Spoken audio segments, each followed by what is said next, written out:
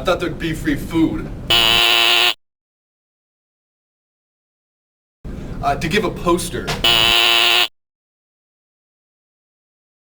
I really didn't do most of this work. The primary author wasn't here, so I have to give it. I'm lost.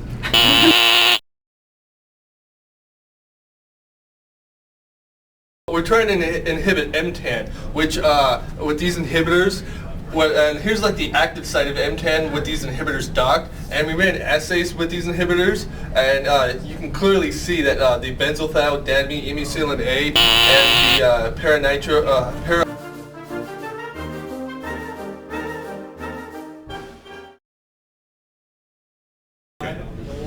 So let me give an example of how I might introduce this poster to my audience. Okay, so I'm going to assume my audience, first of all, is an audience that involves people from mixed disciplines. So they're not all scientists, they're not all chemists, they may not at all appreciate or even know what these chemical structures mean. I'll be prepared to talk about those things, but that's not what gets me excited about this work. So let me give an example of how I would do a lead-in. So my research has to do with improving anti-cancer drug safety. As you may appreciate, you may have seen someone who has had cancer, had to be treated, and when they're treated for cancer, they're given drugs which essentially are poisons, and the poisons poison cancer cells, but they have the unintended side effect of also harming regular cells that you need.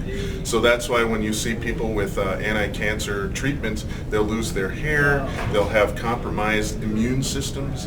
All kinds of things can go bad when you're taking these very powerful poisons. This particular chemotherapy drug that we study is one of the most used anti-cancer drugs in the United States. It's very potent, a very exciting drug actually from the standpoint of its ability to kill cancer cells. The problem though that we're trying to address is it also kills your heart. And you can imagine that would be a terrible problem. You have this great anti-cancer drug, you're being treated for cancer, but at the same time, you're receiving heart damage.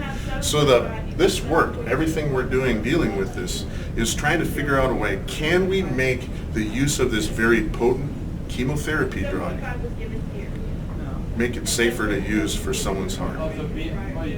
So the lead-in for me here is, obviously, I figure most people know about cancer, most people know about chemotherapy, and many people have witnessed what happens to people with chemotherapy drugs. And so I emphasize that, and it really is the point of this whole study. We want to make this drug safer to use. Notice I didn't go in and say, yeah, we study anthracycline chemotherapy drugs. What I got here is, daunorubicin, and start talking about, as soon as you do that, you lose the people. Your hook has to be that common thing that you can have with your audience. And I stumbled on my words, that's okay, because you're not giving a speech, by the way. And so you just know your story, tell your story. Don't worry about whether or not you said it smoothly necessarily, because as soon as you start thinking about those kinds of things, you lose track of your story and you get nervous and all those kind of things. You just say, okay, in a normal conversation that I have with people, I stumble on my words, that's okay. But the key here is get their attention. Cancer, everybody knows about cancer. You might even start off this way. I'll give you another example. Before I talk about my research today, I have a question for you. Do you know somebody who has had cancer, has survived it, or even passed away because of it? Start with a question. You get them involved. My research has to do with cancer. Do you know anybody who has cancer? It gets their interest right away. So the power of a good leading question. You don't have to be the one always doing the talking. In fact, sometimes you can have a very nice poster presentation by drawing the people in and making it part of a discussion rather than a speech.